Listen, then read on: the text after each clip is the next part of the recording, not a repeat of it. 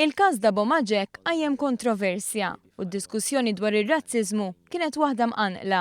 Iżda d-dibattitu ma waqafx biss ma dak li ġara fil-Venda tal-Belt.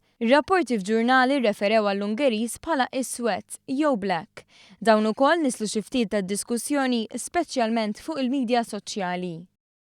Owen Gallia, koordinatur tas sit elettroniku tal-Istazzjon Nazzjonali, jiddefendi l-użu tal-kelma iswed f'diversi rapporti li kien responsabbli minnhom hu. Isemmi l-każ ta' attakk b'element razzista fajntu fiha. Assolutament ma naqbilx li inti tkun qed timbotta ir-razziżmu, anzi bil-kontra nemmen illi inti qed turi illi dik il-persuna sfat fil-mira ta' l-attakk ta' turisti f'dak il-każ ta' turisti li kien hemm fuq il-bajja għal fatt li kien iswed. Jiġifieri m'hemm xejn illi kif qed qabel illi m'hemm xejn ħażin illi tintuża l-kelma iswed basta li tintuża mod xieraq. Mhux l-istess jaħsibha l-istudent tal-liġi Stefan Kutajjar. Kemm il-medja u kemm is-soċjetà in ġenerali dan l-aħħar bniet ħafna stereotipi negattivi fuq persuni ta' ġilda skura. Meta jintuża l-kelma għal mod razzist, għal min għandu forsi affarijiet ulterjuri f'moħħu. Il-pubbliku għandu ħsibijiet imħalta għalkemm iltqajna ma' ħafna li jaħsbuha bħal Stefan.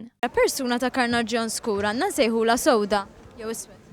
Le, ma naħsibx. Għalfejn?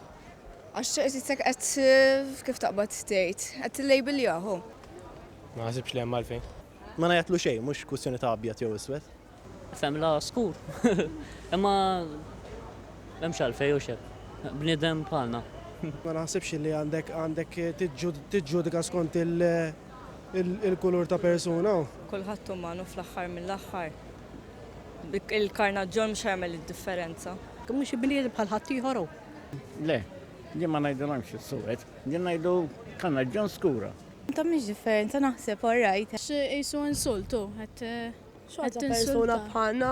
Owen Gallia jsostni li l-persuni ta' karnaġġjon skur infushom ma jħossuhomx offiżi bl-użu tal-kelma. Jekk hija l-persuna hija sewda u anke titkellem magħhom, jiġifieri m'hemm huma stess jgħidulek, jiġifieri jien għandi ħbieb li wkoll huma suwed ġejjin mill-pajjiżi tal-Afrika ta' Isfel illi jgħidulek illi ma tkunx qed toffendini imbilli tirreferi għalija bħala persuna sewda, jiġifieri anke jekk tara x'jiġri fil-midja internazzjonali, jiġifieri meta jkun hemm każijiet bħal dawn kif qed fejn hu xieraq, jirreferu għalihom bħala black.